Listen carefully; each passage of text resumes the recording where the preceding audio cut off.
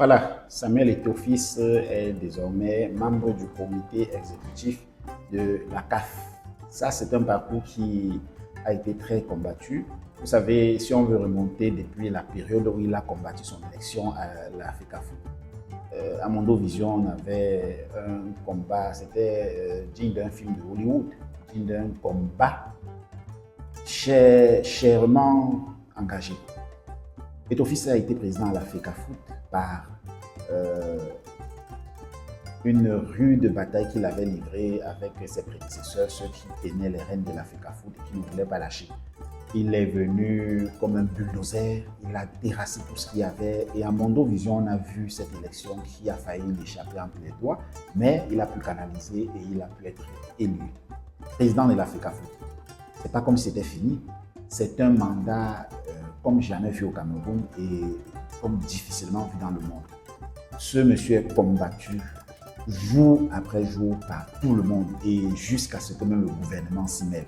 Le ministre du sport est arrivé, comme dit Mouel Kombi, est arrivé aussi, a pris sa part et rendu la vie tellement compliquée à Samuel Eto'o-Fils, mettre les bâtons dans les roues. Ouf, ça, ce monsieur a enduré. Comme si ça n'allait pas, de l'autre côté, à Barcelone, une fictive affaire qui arrive, évasion de taxes, évasion fiscale, olé pour salir sa réputation et sa carrière. Je ne dis pas que ce n'était pas avéré, mais ça tombe juste mal. Et comme si ça n'allait pas, tout récemment, il a signé un contrat, peut-être parce qu'il était intéressé par une grosse somme d'argent qu'on lui avait proposé, le paris sportif, et qui a valu des sanctions de la CAF.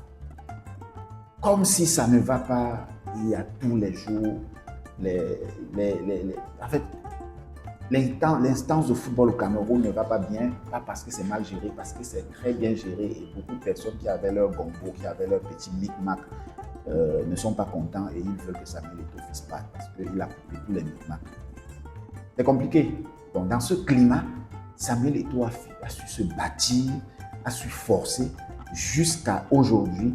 Il a été élu, tenez-vous bien par acclamation, membre du comité exécutif de la CAF.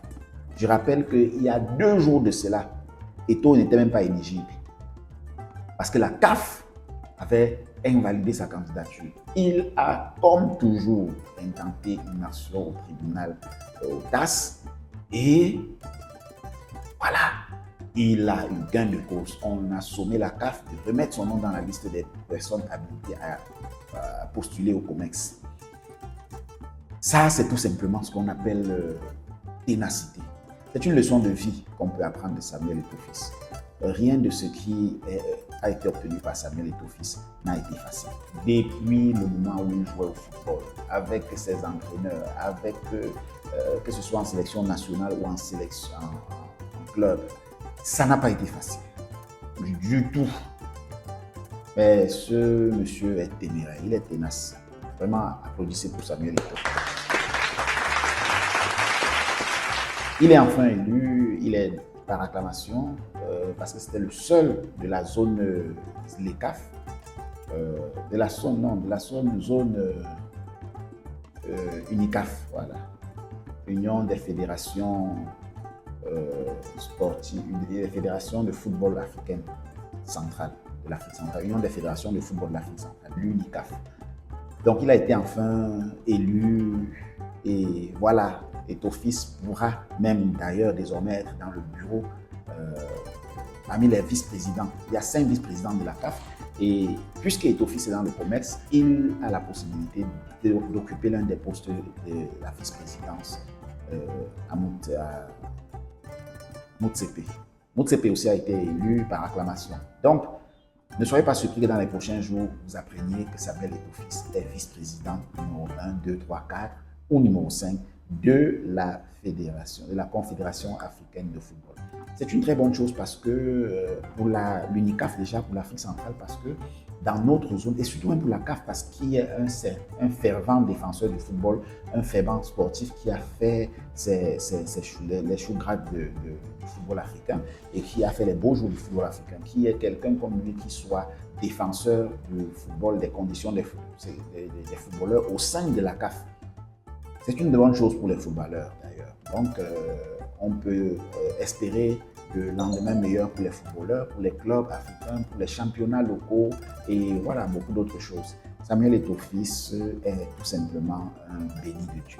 Béni de Dieu pas parce que Dieu lui donne tout, mais parce que Dieu lui donne tout ce dont il boxe pour chercher, tout ce dont il s'y met à chercher, Dieu finit par lui donner. On va dire un bravo, félicitations à Samuel Eto'o-Fils. Que Dieu bénisse sa carrière, que Dieu bénisse la suite de sa carrière, que Dieu bénisse ses ambitions et pourquoi pas le propulser jusqu'à là où il espère aller parce que finalement, on ne sait pas jusqu'où veut aller ce Goliath. La CAF, après la CAF, quoi donc? Point d'interrogation. La FIFA, après la FIFA, quoi donc? Ou alors après la CAF, est-ce qu'il n'a pas des ambitions comme on le lui prêterait d'ailleurs tout récemment de la présidence du Cameroun? On se rend donc compte qu'il est possible que ça ne soit même pas dans son viseur. Donc, Samuel Eto'o-Fils, bravo. Je sais que tu ne vas pas écouter ma vidéo, mais bravo, bravo. Les ondes positives vont arriver à toi, à BMT.